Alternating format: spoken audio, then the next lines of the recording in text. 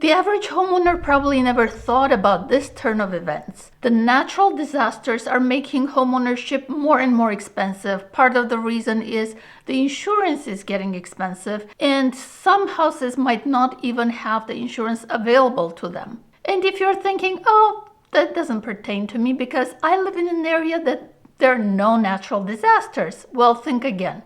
Some areas like Massachusetts, where I am, there are very few natural disasters besides the blizzards, of course. Flooding can be a major disaster. So I included a link in the description of the FEMA flood map. You can go and check your house and make sure that it's not in a flood zone, or if it is, maybe you can do something about it. Here's a Redfin article. The chief economist and First Street's head of research give home buyers advice in a recent article on how to think about climate disasters, insurance, and home values. Natural disasters are increasingly threatening to the housing market as many homes are at risk of becoming damaged, uninsurable, or less valuable. Redfin's research has shown that despite this, people are continuing to move into climate disaster-prone areas, often because they are more affordable or in desirable sunny climates near bodies of water. Migration into the country's most flood-risky counties has more than doubled since 2020. Phoenix, which faces climate threats such as drought and heat, is continuously one of the most popular migration destinations. It's amazing, isn't it? The same goes with Florida or LA or Phoenix. And I get calls from a lot of people who are complaining of the excess heat, and they say they can't take it anymore and they want to move to Massachusetts. By the way, if you are one of them, you can always reach out to me. I am happy to do a free consultation with you and see if I can help you. Daryl Fairweather, chief economist of Redfin, said, "A new result of climate risk is that you might struggle to find affordable insurance, or your home might not be insurable at all. More than ever, there could be major financial implications to buying a home in a climate risky area." So how heavily should you weigh the climate risk when deciding where to live?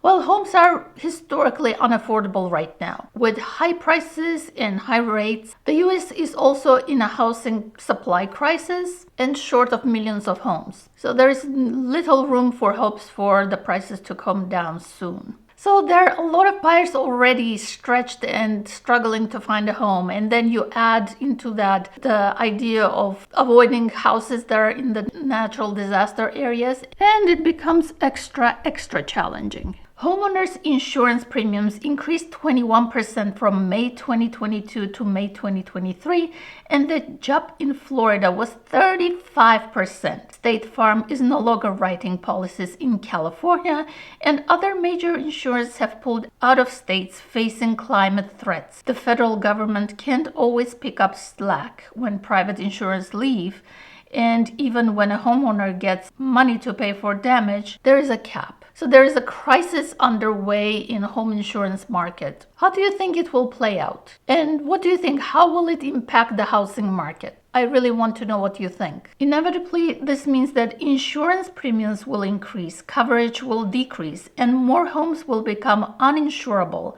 This will increase the risks of homeownership and the costs of homeowners in climate-risky areas. The cost of insuring a home can differ greatly, even within the same neighborhood.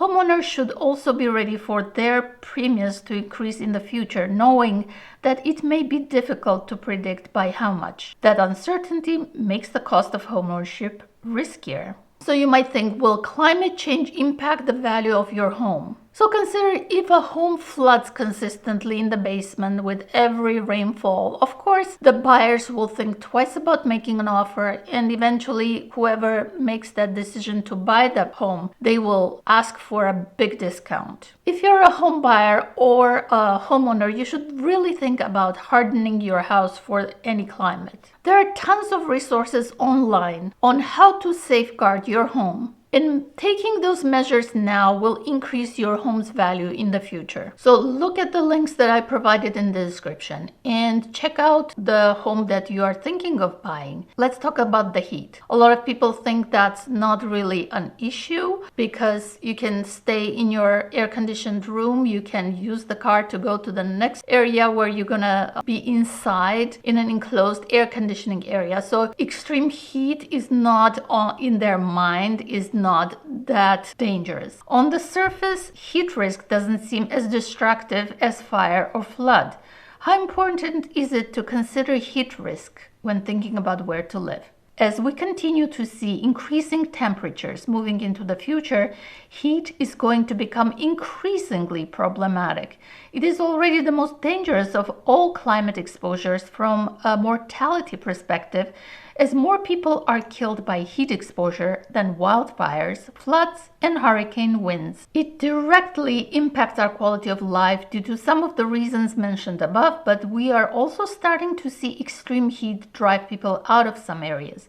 It is only happening in places where there are already other strong push factors, lack of jobs, poor schools, etc. But among those places, areas with higher exposure to extreme heat are losing population at a faster rate than those without. So some areas that have low risks of wildfires or tornadoes or hurricanes, they still have extreme precipitation. Here's an article from Wall Street Journal. Buyers will find it harder to turn a blind eye to the cost of protecting properties in some areas. Home insurance providers are repricing risk after years of suffering heavy losses caused by natural disasters. Higher premiums also reflect the fact that a lot of building has happened in stormy parts of the country, so there is more value at risk. Homeowners in California's Pacific Palisades can expect annual insurance premiums increase by 11% for at least the next decade. New rules that will allow insurance costs for more cover for insurance companies to be passed on to California customers in return for providing cover in fire hazard areas will push up bills for homeowners. A property that is becoming a lot more expensive to insure should carry a discount